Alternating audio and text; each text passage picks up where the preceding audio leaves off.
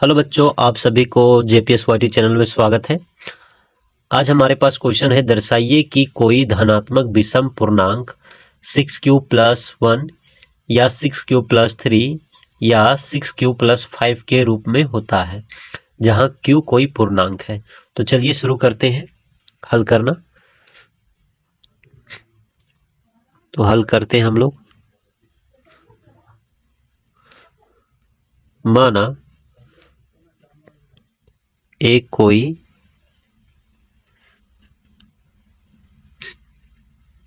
धनात्मक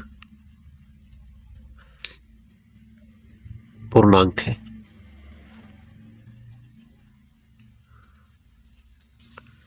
और b is equal to b बराबर 6 है। अब ये जो वैल्यू 6 है वो अपने से नहीं लिए, ये क्वेश्चन में यहाँ दिया हुआ है, वहीं से यह वैल्यू को हम लोग उठाए हैं। आपके क्वेश्चन में जो यहाँ वैल्यू होगा b का वैल्यू वो आप लीजिएगा। अब हम लोग प्रयोग करते हैं यूक्लिड विभाजन एल्गोरिथ्म का।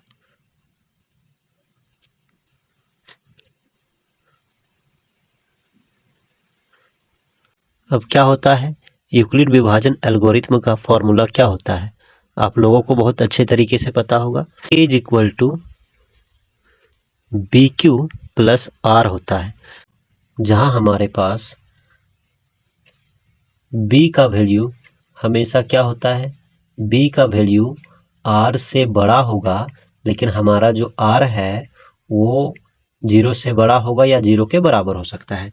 तो उस तरह से अगर देखा जाए तो हमारे पास r का वैल्यू क्या होगा, तो हमारे पास r का वैल्यू क्या क्या हो सकता है, 0 हो सकता है, 1 2 होगा, 3 हो सकता है, 4 एंड लास्ट में क्या हो सकता है, 5 हो सकता है। 6 नहीं लेंगे क्योंकि हमेशा जो b r से बड़ा यानी कि r हमेशा b से छोटा लेंगे। तब अब हम लोग यूक्लिड विभाजन एल्गोरिथ्म का फॉर्मूला का प्रयोग करते हुए हम लोग r का वैल्यू क्या लेते हैं, एक बार 0। तो हम लोग लिखते हैं a is equal to 6q plus r का वैल्यू इस बार 0।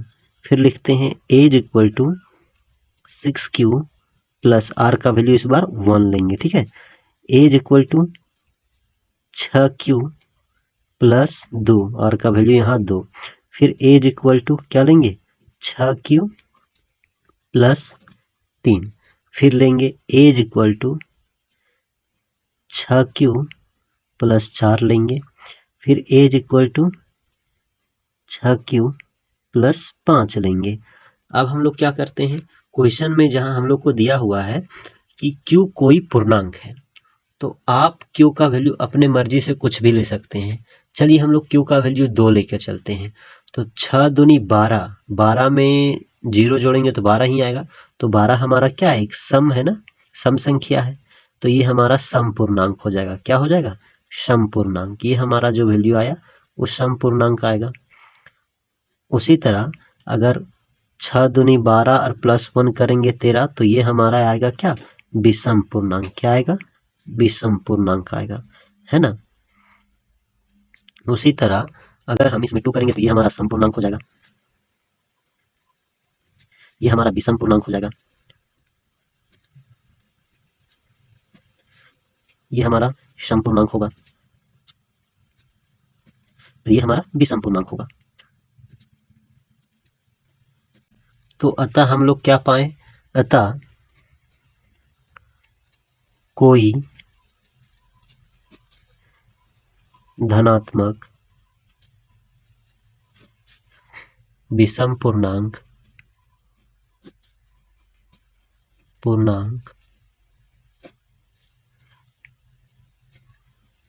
6q प्लस 1 या 6q प्लस 3 या 6q प्लस 5 के रूप में होता है।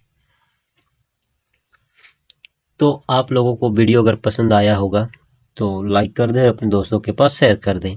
मिलते हैं नेक्स्ट वीडियो में नेक्स्ट क्वेश्चन के सॉल्यूशन के साथ, तब तक बाय बाय, धन्यवाद।